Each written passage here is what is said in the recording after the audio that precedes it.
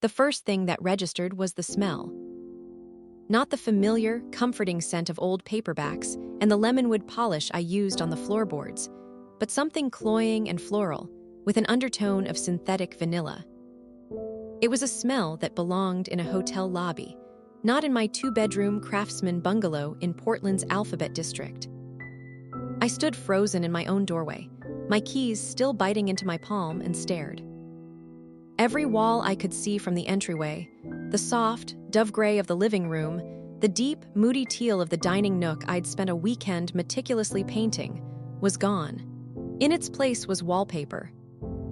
A dizzying, sprawling pattern of oversized peonies in shades of blush and mauve, intertwined with emerald green leaves, on a background of cream so bright it seemed to hum. It was aggressive. It was everywhere. My heart did a slow, sickening roll in my chest. I dropped my work bag, the thud unnaturally loud in the strangled silence, and walked further inside as if in a dream. My feet, clad in comfortable leather flats, made no sound on the hardwood. The peonies followed me, a garish audience to my disbelief. The living room, my sanctuary of bookshelves and a worn-in velvet sofa, was now a foreign, feminine boudoir. The wallpaper even continued into the short hallway leading to the bedrooms and bathroom. I pushed open the door to my own bedroom, the one place I'd kept a soothing dark navy. More peonies. They laughed at me from every angle. My phone buzzed in my pocket. I pulled it out with numb fingers. A text from my older sister, Chloe. Chloe, surprise. By now you've seen the transformation. Don't freak out. The gray was so depressingly millennial, Anya. You're welcome. The bill's in the top drawer of your desk. The guys did an amazing job, didn't they? XOXO, a cold fury, sharp and clean, began to cut through the shock. I walked to the small oak desk by the window, my movements robotic. In the top drawer, atop my neatly organized tax files, was a single sheet of crisp paper. An invoice from Portland Luxe Interiors. Item: design consultation and premium wallpaper installation, whole lower floor and master bedroom. Total: $8,745.50. $8,745.50. I didn't scream, I didn't cry. I just stood there, the invoice trembling slightly in my hand, the sugary vanilla floral smell coating the back of my throat. This wasn't just an overstep. This was a full-scale invasion, a unilateral erasure of my taste, my peace, my financial autonomy. Chloe had always been this way, the benevolent dictator of our family. She redecorated our parents' sunroom for Christmas one year and presented them with the receipt as part of their gift. She upgraded my car's sound system for my birthday once and expected me to pay half. But this was a new stratosphere of entitlement. I looked at the wallpaper again. In the afternoon light streaming through the bay window, the pattern seemed to pulse. It was her taste, not mine. Loud, expensive, demanding attention. It was Chloe in wall form. I thought about calling her, but my voice would have been a shriek. I thought about calling our parents, but they'd just sigh and say, "You know how Chloe is. She means well." They'd tell me to be grateful for her initiative. They'd suggest I pay her back in installments. No, I folded the invoice neatly and placed it back in the drawer. I picked up my work bag, hung up my coat, and went to the kitchen. I made a cup of tea, the familiar ritual calming the tremors in my hands. As the tea steeped, I looked out at my small, untamed backyard, the one space she hadn't touched. I formulated a plan. It wasn't a plan of yelling or revenge-seeking. It was colder, more precise. Chloe had operated on the assumption that her actions were a gift, that her taste was objectively superior, and that I would, after initial surprise, fall in line and pay up. She saw my life as a project in need of her expert management. I would not disabuse her of that notion. Not yet. I took my tea, went to the living room, and sat on my sofa, now grotesquely juxtaposed against the screaming flowers. I took a photo of the wall opposite me, making sure the pattern was clear and overwhelming. I sent it to Chloe. Just had a proper look. It's a lot to take in. The scale of the pattern is incredible. 3 dots appeared immediately. Chloe, right? It's called Grand Jardin. It's from this exclusive designer in New York. I had to pull so many strings to get it here in time. It totally transforms the space, Anya. It gives it such personality. Me, it certainly does. The installers did a neat job. Chloe, the best in the city, I insisted on it. So, you saw the invoice. Me, I did. It's an investment. Chloe, exactly. See, you get it. Think of it as investing in your home's value. And your mental state, no more depressing gray caves. I could feel her preening through the phone. She was waiting for the question of payment. I didn't give it to her. Me, thanks, Chloe. It was a huge surprise. I need some time to live with it. Chloe, of course, sit with it for a few days. You'll fall in love, talk soon, and that was that. For a week, I lived in the peony nightmare. I woke up to it. I read my books under its gaze. I had friends over who walked in and literally gasped, then shot me concerned looks. It's bold, my best friend Maya said, her eyes wide. Chloe, I simply replied, and she nodded in instant, sympathetic understanding. All the while I was working. My field is archival restoration. I work with fragile, ancient documents, piecing them together with patience, precision, and a deep understanding of original materials and intent. My job is to repair damage without erasing history. I approached the Chloe problem with the same mindset. First, I researched Portland Luxe Interiors. It was a high-end firm, as suspected. I called them, posing as a potential client interested in the Grand Jardin paper. I was quoted a price of $280 per roll, plus a consultation fee and installation. I calculated the square footage of my walls. Even with their inflated rates, the math didn't reach $8,745.50. Chloe had added a hefty, sisterly project management fee. Of course she had. Next, I visited my bank. I'd been saving for years for a specific purpose, to buy the tiny, dilapidated cabin my grandfather had owned on the Oregon coast. It was my secret dream, my eventual escape. The down payment fund sat in a separate account, slowly growing. I spoke with my banker, a no-nonsense woman named Linda. I explained the situation, a fraudulent home improvement bill presented to me, and asked about the process for disputing unauthorized transactions. But this wasn't on my credit card, it was an invoice. Linda listened, her expression growing sterner. This is a civil matter, she said, but it's also financial coercion. Document everything. I did. I photographed every wall, saved every text, and even recorded a phone call with Chloe where I gently asked, just so I'm clear, you hired these contractors and chose this paper without consulting me at all.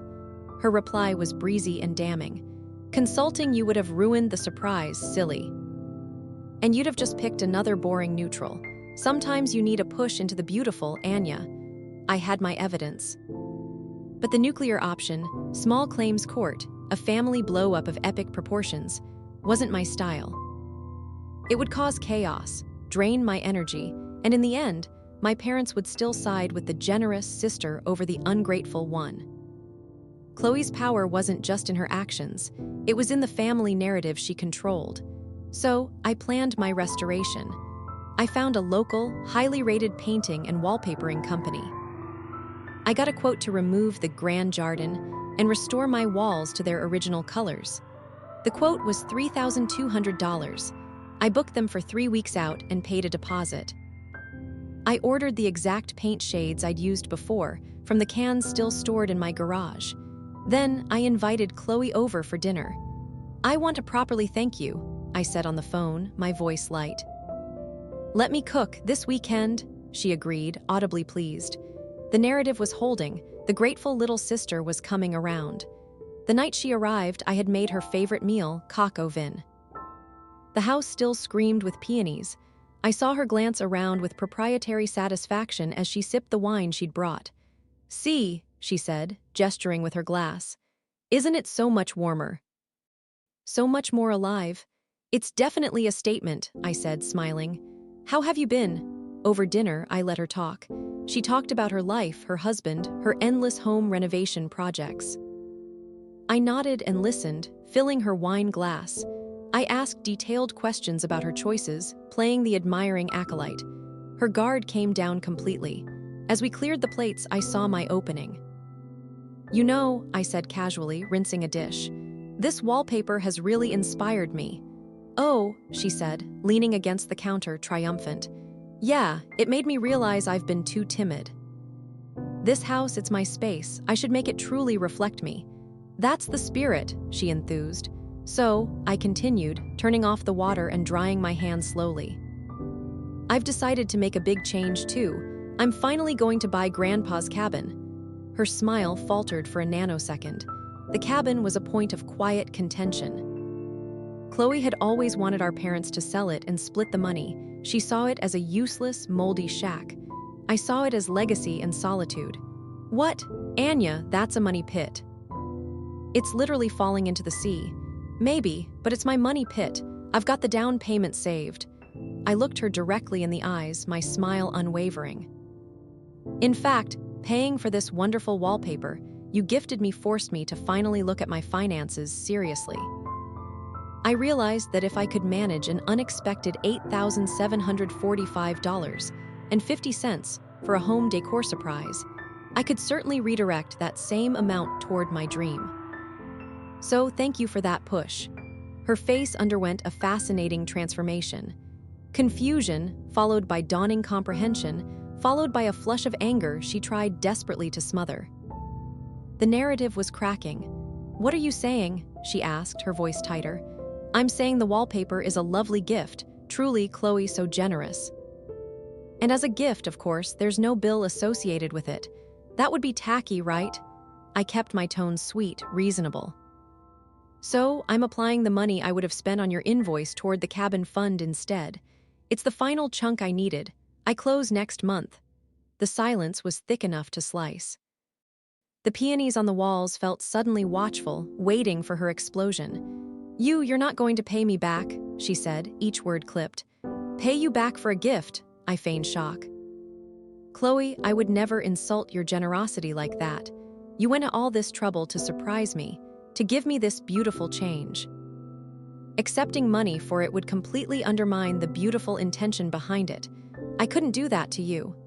I had used her own language, twisted it into a flawless, inescapable logic trap. She had called it a surprise, a transformation.